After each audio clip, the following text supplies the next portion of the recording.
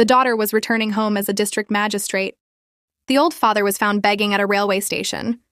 And then Friend's life took such a turn where happiness and pain stood face to face in the same moment. The cold morning air was rushing in through the train window. The train was running fast on the tracks. On one of the seats near the window sat District Collector Aradhya Singh. Confidence filled her eyes. A strange glow rested on her face, and inside her heart a storm of memories was rising. After many years, she was returning to her village. Government files rested in her hands, but her mind kept wandering through the lanes of the past. The mud roads, the smell of wet soil, and above all, her father. Again and again, one thought echoed inside her. How would her father be now? Would he still be living in the same hut? Would his health be fine? Suddenly, an announcement echoed inside the train. Next station, Sonpur. Aradhya's heart started beating faster. This was her station. This was her village. The train stopped. People began to get down, and Aradhya stepped onto the platform. The station looked the same, but she was not the same anymore. People moved aside the moment they saw her. Someone whispered, "Collector, madam." Aradhya walked ahead with a soft smile. Only one thought lived inside her. She would go straight home and surprise her father. As she moved toward the exit stairs, her eyes suddenly turned to the right. Near the edge of the stairs sat an old man, torn clothes, scattered white hair, a grown beard, and an old bowl in his hand.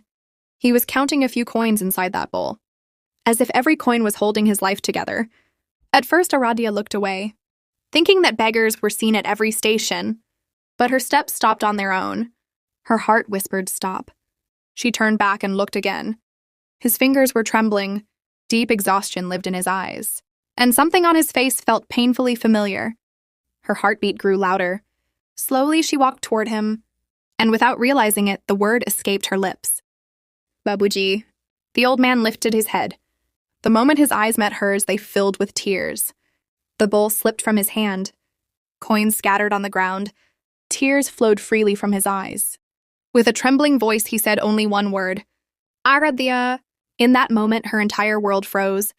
She broke down crying and said, "Babuji, how are you here?" Friends, that old beggar was none other than Aradhya's father, Shivnath Sinha, the same father who sacrificed his entire life to make his daughter a collector. And today, that same father was forced to beg at a railway station. People at the station stopped. A crowd gathered. No one could understand how a collector's identity and a beggar's bowl were connected. Aradhya hugged her father tightly. Crying, she asked, "Why did you never tell me? How did your life become like this?" Shivnath Sinha also broke down crying and said, "Daughter, I never wanted you to drift away from your dreams." Friends, that was where the real story of sacrifice, pain, and humanity truly began. On the cold stone steps of the station, the father and daughter were holding each other, as if years of separation were finally recognizing each other through tears. On Aradhya's shoulders was the responsibility of a collector, but in that moment she was only a daughter, and Shivnath Sinha was only a father who had kept one dream alive, to see his daughter become an officer. For a long time they just cried. Words were stuck in their throats. People standing around watched in silence. No one could tell if it was a scene from a movie or reality. Aradhya slowly held her father's face in her hands. She touched the wrinkles, felt his trembling fingers, and in a heavy voice said, "Babuji, sit down, I want to know everything." Shivnath Sinha looked down, as if he had no strength left to raise his eyes. Then in a very soft voice he said, "Daughter, let us sit somewhere else. I cannot say these things in front of everyone." They went and sat on a bench at the corner of the station, where the noise was less, but the echo of past years was very loud. Shivnath Sinha took a deep breath and began, "The day you left for Delhi, my life became only one prayer, that you become an officer. No matter what I had to do." Aradhya listened quietly. Her tears would not stop. Her father said, "In the beginning, everything was fine. I kept working at the brick kiln, did daily labor, and sent you money on time. But the taunts of villagers poisoned my ears every day. Some said I had sent a young daughter to the city. Some said I had gone mad in the name of education. But I ignored everyone, because I believed in my daughter." His voice grew heavier. He told her that to pay for her studies, he had mortgaged the house, the same house where she was born, the same house where her mother took her last breath. Aradia froze.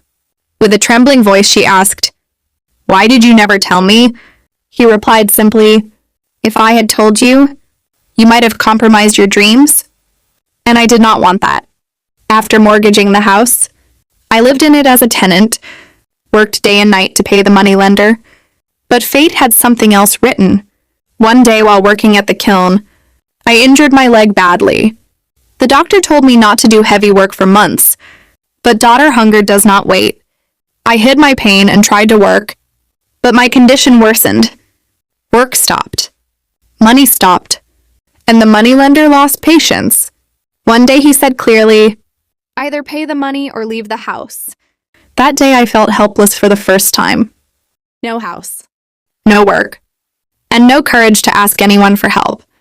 I went to every door in the village, but everyone turned away. The same people who once mocked my dreams now laughed at my helplessness. Finally, one night, I walked toward the railway station. I thought where thousands pass every day. Maybe I could find 2 meals. Hearing this, Aradia shattered.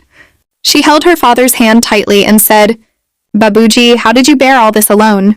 Shivnath Sinha smiled faintly and said, 'When a father believes his daughter will return as an officer, even a begging bowl does not feel heavy.' Friends, hearing this, Aradia felt her heart break.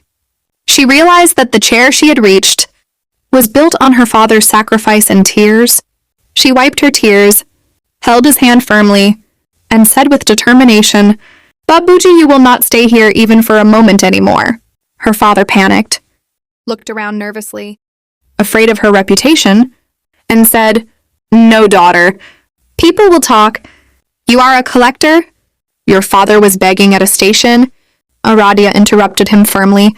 'If people cannot understand what a father endured for his daughter, then I do not care about such people.' She picked up the bowl from his hand, placed it aside, and said softly, 'This will never come back into your hands.' Fear, shame, and relief filled Shivnath Sinha's eyes. He whispered, 'Daughter, I do not want to become a burden.' Aradia replied with a heavy heart, 'If you are a burden, then what is this entire life of mine worth?' She called her staff. A government vehicle arrived outside the station. People watched silently, some shocked, some ashamed, some with lowered heads. Aradia supported her father into the car, sat beside him, and as the vehicle moved forward, tears rolled down Shivnath Sinha's face. He looked out the window, at the same station, where he had spent countless hungry nights. Aradia held his hand tightly the entire way, as if afraid of losing him again. After some time, she said softly, 'Babuji, first we will go to the village.' He looked at her in surprise. 'Why the village, daughter?' 'Those are the same people who taunted us. I want to return to the lanes where my struggle began. And I want people to see which father's sweat and tears stand behind a collector's chair.' The car moved toward the village. Fields, trees, and dirt roads passed by. At every turn, Shivnath Sinha felt memories rising. Painful days, silent nights, broken hopes.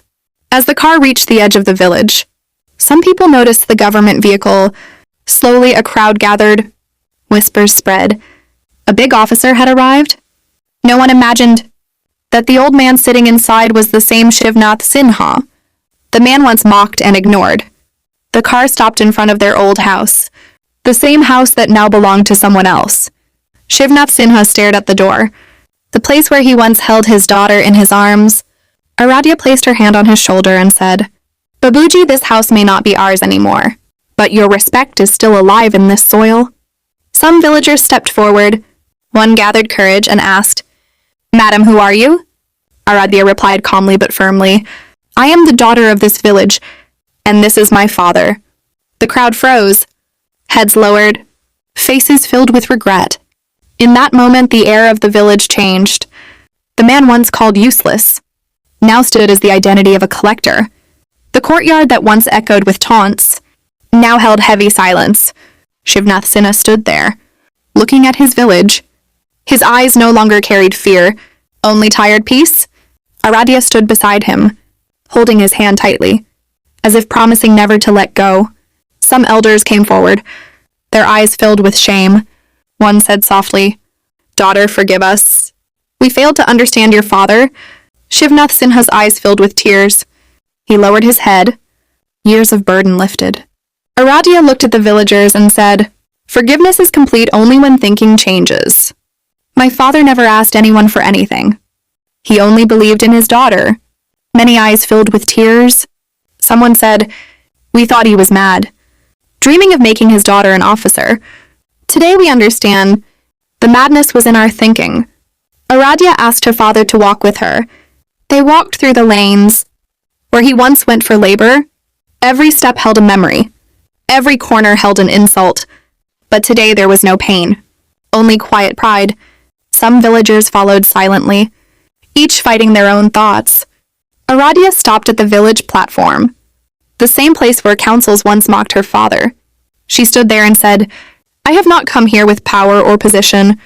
I have come as a daughter to return my father's respect."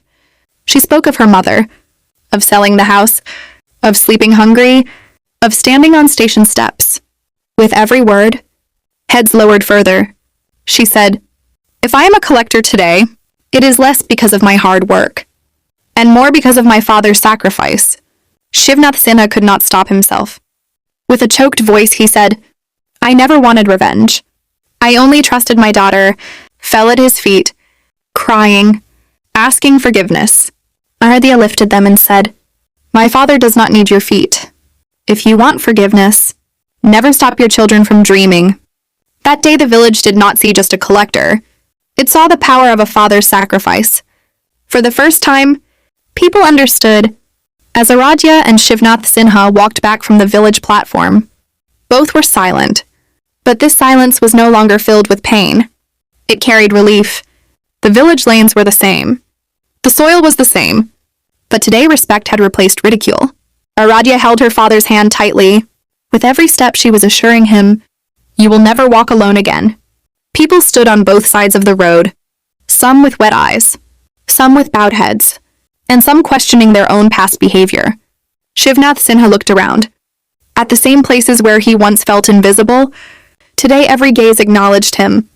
They reached the government vehicle. Aradhya stopped and looked at her father, took a deep breath and said, "Babuji, I will never leave you alone again. You will stay with me." Shivnath Sinha looked shocked. Fear and hesitation filled his eyes. "Daughter, you are a collector. You have your own world. Where do I fit?" Aradhya smiled softly and replied, "If there is no place for you in my life, then this chair means nothing." Tears rolled down Shivnath Sinha's face. He placed his trembling hand on her head. "I dreamed of seeing you as an officer. I never imagined you would give me this much honor." The car moved forward. The village slowly faded behind them. But this time there was no pain in leaving, only closure. As evening fell, city lights appeared on both sides of the road. For Shivnath Sinha, it felt like a different world. Aradhya brought him to her official residence. A clean room, a proper bed, a roof filled with peace. He asked softly, "Daughter, can I really stay here?" Aradhya laughed gently. "This house belongs to the government, and the government gave it to me to take care of its people, and you are my closest person." The next days were new for Shivnath Sinha. Morning tea, meals on time, and no need to stretch his hand before anyone. Every morning before leaving for office, Aradhya touched his feet, took his blessings, and said, "Babuji, today your daughter goes not only as an officer, but as your responsibility." Many times Shivnath Sinha cried silently, looking at his daughter. The dream he once saw sitting in a hut now lived in front of him. Within months, Aradhya earned respect across the district. People said, "She is strict, but her heart is pure." Whenever Shivnath Sinha heard this, his chest filled with pride. One night Aradhya returned late from office. Tired, she saw her father sleeping peacefully. She gently placed her hand on his forehead and whispered, "Babuji, now it is your turn to rest." Friends. This was the same Shivnath Sinha who once counted coins on station steps, and today his daughter was making decisions for the entire district. Life had completed a full circle, but the story was not over, because another decision was about to enter Aradhya's life. one that would change both her personal world and her father's universe. Time continued to move forward. Aradia was no longer known only as a collector. She had become a name people trusted. Her decisions were firm, but behind every decision stood humanity. In office corridors, people whispered, "This is the collector who lifted her father from station steps and placed him on a seat of honor." Shivnath Sinha now lived in the official residence. Every morning he sat in sunlight with a newspaper, sometimes closing his eyes, remembering the same sunlight he once felt on station floors. The difference was clear. Back then, sunlight burned. Now it healed. Every evening, Aradia sat beside her father, sharing her day. And every time Shivnath Sinha said, "Daughter, I want nothing from you. Just promise me you will remain human," Aradia smiled and replied, "If your sacrifice gave me this chair, your values will keep me human." Soon another turn appeared in Aradia's life. Marriage proposals began coming. From family, from senior officers, Aradia clearly said, "Marriage will happen only when the person accepts my father. With the same respect he accepts me." Many proposals came, many left. Then one day, a proposal arrived from a senior officer. He listened to Aradia's entire story, and without hesitation said, "If your father does not live with us, this relationship will be incomplete." Tears filled Aradia's eyes. Life had honored her father once again. The wedding happened simply, no noise, no show. But the glow in Shivnath Sinha's eyes that day was greater than any royal crown. With trembling hands, he bid farewell to his daughter and said, "I saw you become an officer. Today I see you happy. My life is complete." After marriage, Shivnath Sinha continued living with his daughter and son-in-law. His words mattered. His opinions were respected, and he was never made to feel like a burden. One day, a major social program was organized in the district. Aradia was invited to speak about her journey. Standing on the stage, she looked at the crowd, then at her father sitting in the front row. Her voice grew heavy, but she gathered strength and said, "If you respect my position, then respect the man who lost everything. So I could stand here today." She spoke about poverty, about sacrifice, about mindset. She said, "Poverty is not the biggest problem.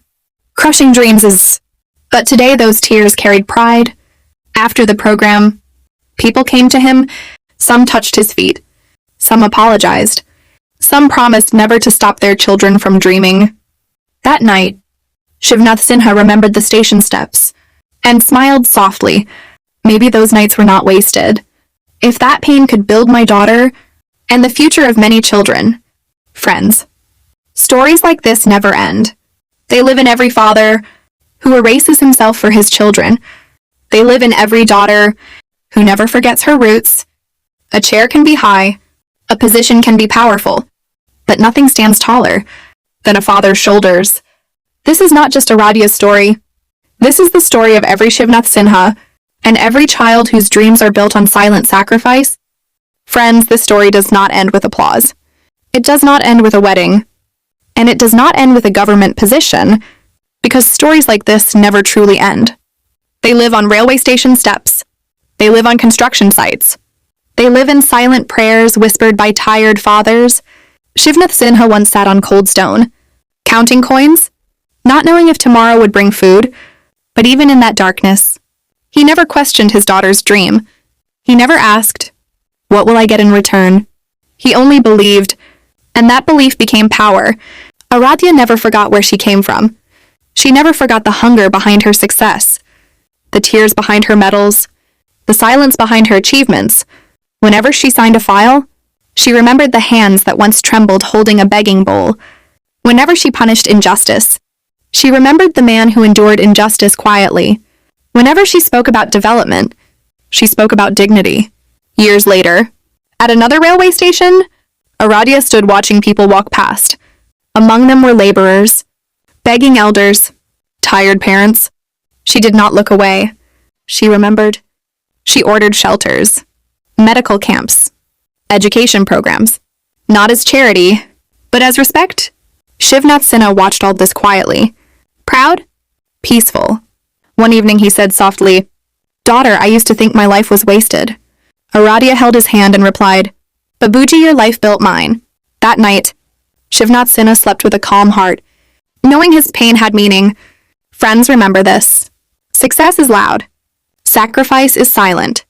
We celebrate results. But forget the struggle. Do not honor people only when they succeed. Honor them when they believe. If you ever see a tired father, a struggling parent, do not offer pity, offer respect. Because inside that broken body, a dream may still be breathing. And somewhere, another Aradhya is waiting to rise. This is not just a story. This is a mirror. Look into it. And ask yourself, whose sacrifice built your life? And have you thanked them yet?